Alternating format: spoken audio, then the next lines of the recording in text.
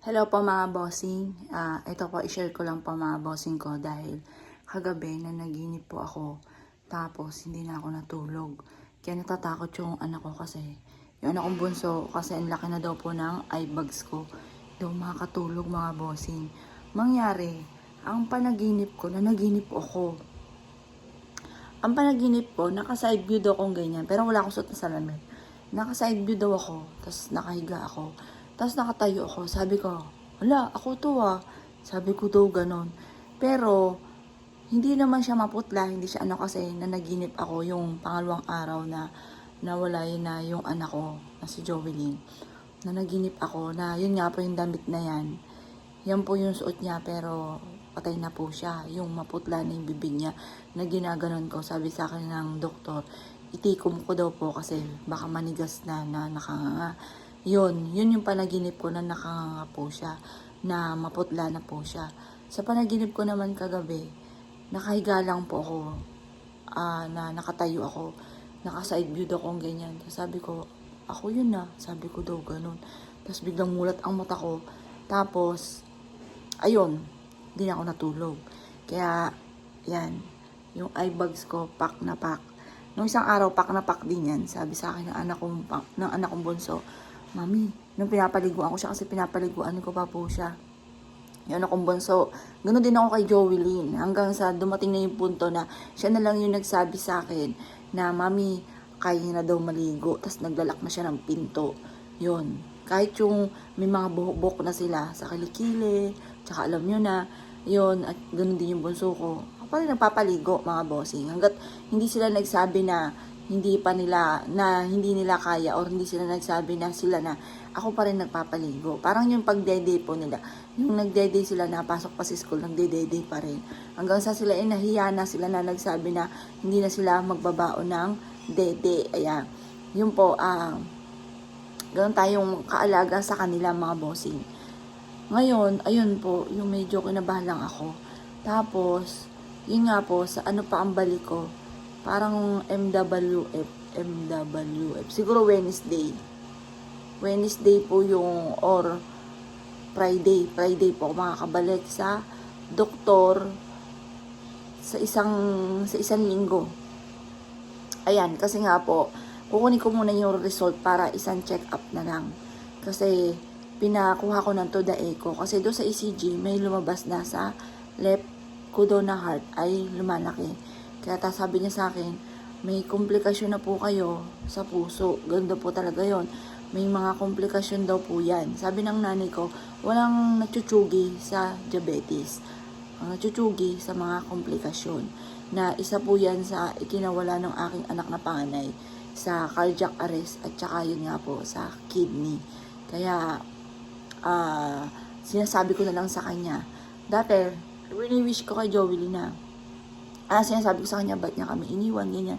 Ngayon, unti-unti naman, kahit hindi ko pa rin matanggap, lagi ko sinasabi naman sa kanya, anak, huwag mo muna akong kukunin, kasi maliit pa yung kapatid mong bunso, kawawa na naman sila daddy, ayan. Kaya sabi ko, huwag mo muna kukunin. Gusto ko muna umabot ako sa mga kumbaga, bonus na 100. Ayan. Gusto ko maabutan ko yung mga apo ko, yung mga ganon. Kaya, kasi ang nanay ko naman, dati nagkaroon din siya ng komplikasyon. Pero umabot pa siya ng 80. 35 years old, meron na po siyang diabetes. Tapos nagkaroon din siya ng komplikasyon. Talagang, kailangan alagang-alaga mo lang talaga. Pero yung komplikasyon ko, matindi po yung komplikasyon ko. Tridor daw po yan. Saktong-sakto naman sa premiere, meron akong bossing na nakilala po ako doon na nakakwentuhan ko. Yun din po yung kinawala ng anak niya, 32 years old. Sabi niya sa akin, mag-iingat ka kasi yung komplikasyon mo, tridor yan, yung mga ganun. Sa pool po, nung ano pa po ako, siguro mga high school pa lang, or nung elementary ako pa nag-aaway kami ng mga kapatid ko. Halimbawa, syempre alam niya yung mga bata nag-aaway. Halimbawa, nasusuntok ako, nagsusuntukan kami. Yan, tumitirik-tirik ang mata ko noon. Yan, parang may nakabara sa dibdib. Tapos nung mga high school naman ako, pag sumasakit yung dibdib ko, parang may nakabara, iniinom ko siya ng soft drinks para mawala yung bara. Tapos, pag misa naman, hindi ako nakapagdala ng tubig. Nasa jeep ako nakasakay, bumababa ako at naghahanap ako ng tindahan. Kasi nga, parang may nakabara Yung mga ganon. Tapos, yun, di ko lang siya pinagpapansin. Manang-mana talaga sa akin yung anak kong panganay.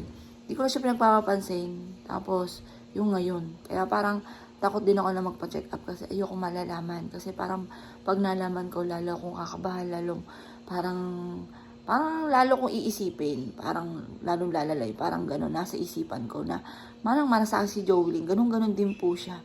Malamang kaya hindi rin po siya na din kasi natatakot din po siya na malaman.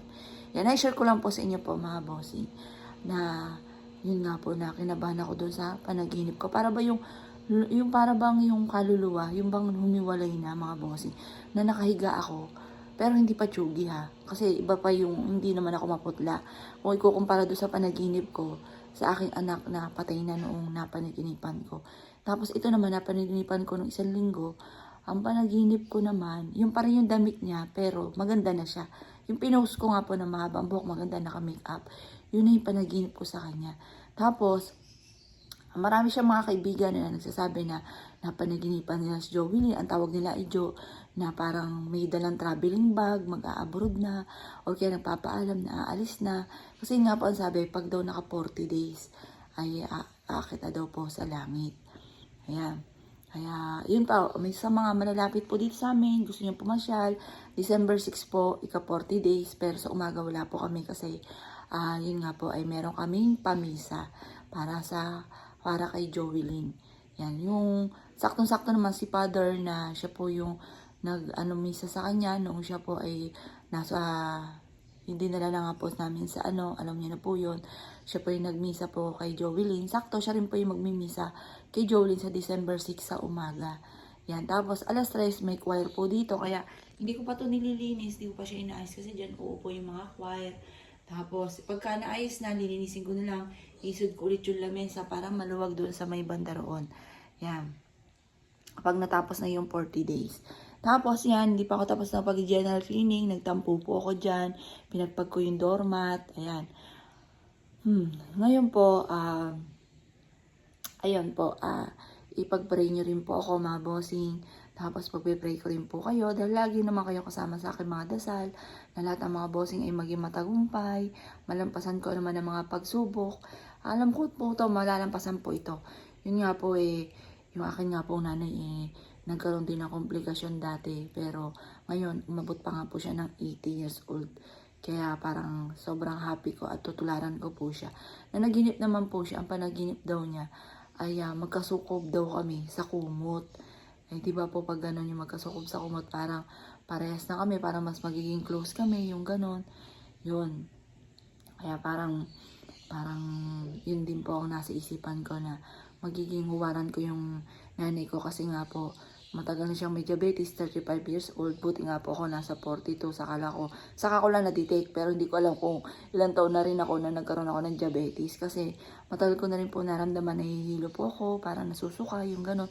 Lalo na pagka sobrang nagugutom, kaya napapalakas din yung kain ko. Ganon din po yung may mga diabetes Yung kapag may diabetes ka na, nahihilo ka, nasusuka kapag po nalipasan ka ng gutom, tapos nangangatal ako, tapos parang yung braso ko parang nawawala ng buto, yung mga ganon. Matagal na po yun, kahit nung bata pa po ako, tinitiis ko lamang po siya. Kaya yun, ingat po kayo palagi.